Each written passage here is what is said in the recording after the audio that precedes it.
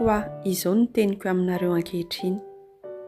Aza rarahiny ireo olona ireo fa avelao izy andeha satria atamoka io fikasana io na io asy io raha avy amin'ny olombelona fotsiny.